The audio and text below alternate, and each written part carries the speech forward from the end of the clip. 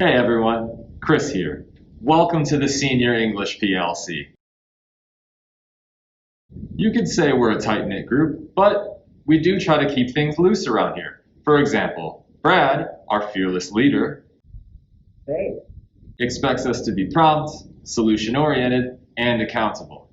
We keep a running tally of our meeting notes, and we share resources as often as possible. At the same time, though, we try to keep things light, like he plays music during our meetings. Oh wait, you guys are gonna love this one.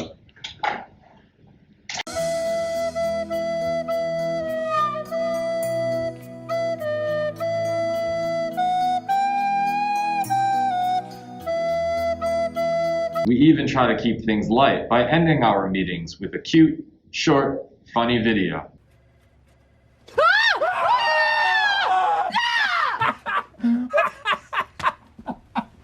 It may have been the costliest decision I've ever made.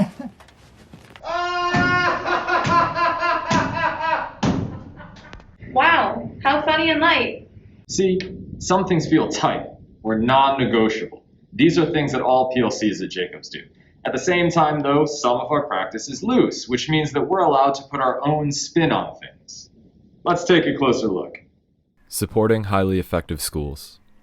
According to the Harvard Public Education Leadership Project, which has worked closely with the Harvard Graduate School of Education since 2003, high-performing districts have coherent strategies for improvement that hold adults accountable for having an impact on student learning in a positive way. Now, when we're discussing these coherent strategies, we can think back to what the Senior English PLC had demonstrated with both tight and loose expectations, which, to be clear, tight we can consider to be synonymous with non-negotiable policies that run up and down, inside and out, the entire school building. But of course, loose would be the equivalent of empowering that PLC to make their own decisions. It's important to remember that a successful PLC with its corresponding successful administration would be able to balance tight and loose expectations. So to consider those very expectations, according to All Things PLC magazine in their summer 2016 issue, when the culture of a school or district is simultaneously loose and tight, there are established parameters and priorities that everyone in the organization must honor and adhere to. There are also aspects of the work in which members are empowered to make decisions and encouraged to be creative. These elements are loose. Okay, but can you talk about what it looks like at D300? Of course! In the context of D300's professional learning community profile, a tight expectation is that educators will work in collaborative teams and take collective responsibility for student learning rather than working in isolation. However, the loose aspect of that corresponding expectation is that it would be up to the teachers to decide what time the team meets, the days that they meet, and the types of groups that are involved. Additionally, we can look at the tight expectation that collaborative teams will establish team norms using a specific protocol. However, on the loose end of things, collaborative teams could establish their own norms using a protocol of their choice.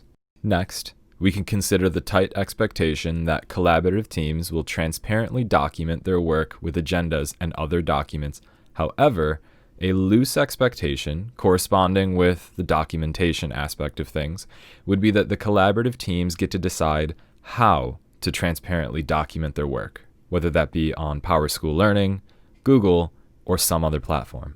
Last, but certainly not least, collaborative teams will establish a consensus model, which we'll be talking about in the next few slides, versus collaborative teams selecting and adopting a consensus model of their choosing.